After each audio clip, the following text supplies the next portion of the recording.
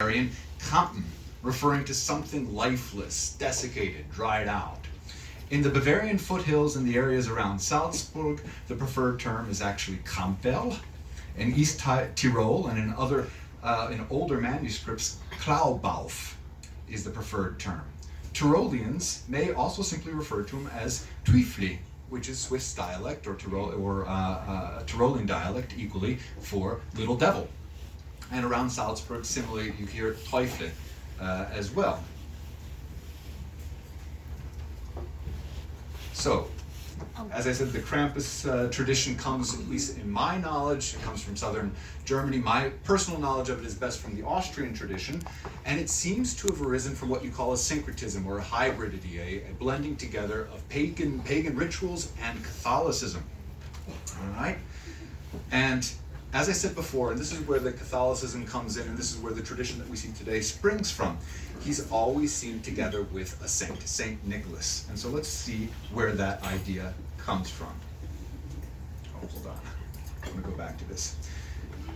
What you see here is known as, in folklore studies, as the Perchtenlauf. This is a local ritual from the hills or the mountains of southern Bavaria and Austria, and this was widely practiced in the 19th century and earlier. The ritual of the Perchtenlauf, which I'll explain a little bit, you're seeing it right here. They don't necessarily look like devils. They have ugly faces of different kinds, wooden masks, long hair. They seem like wild men or wild boys running around. These rituals share a common origin with that of, in England, the Wicker Man, or the Marzana.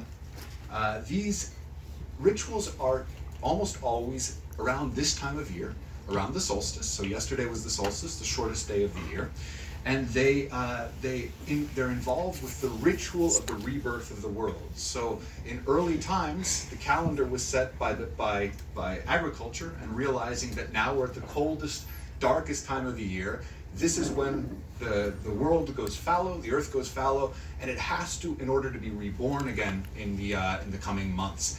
But unlike our modern way of approaching the world, that we observe it and make theories about it, this traditional worldview involved the idea that you had to participate, and that rituals were part of bringing that world back to life every year.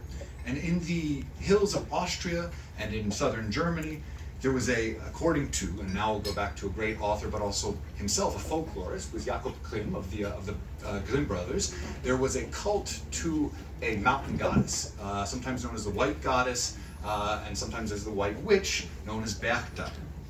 And these spirits were her followers, if you will, her elves, and they were called the Perchten.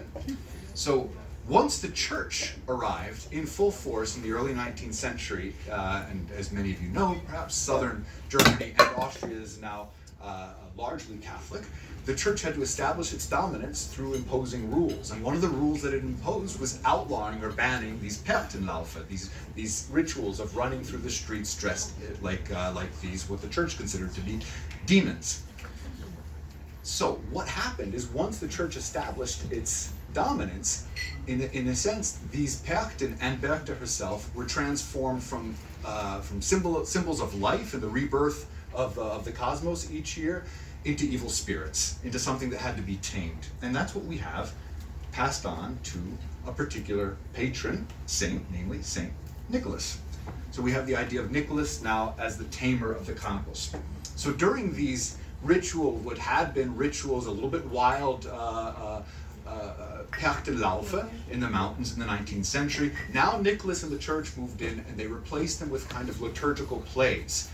And the boys of the town, always little boys, were in fact allowed to play the role of these Perchten, and they would run around and cause mayhem. But the only time that they would be actually reined in would be when the priest would don the attire of Nicholas and offer candies and offer goodies, and then they would all come around. So the idea was, we begin to see the structure of the good cop, bad cop separation between the two, and this way of taking those wild, impish children and bringing them in under some kind of a control.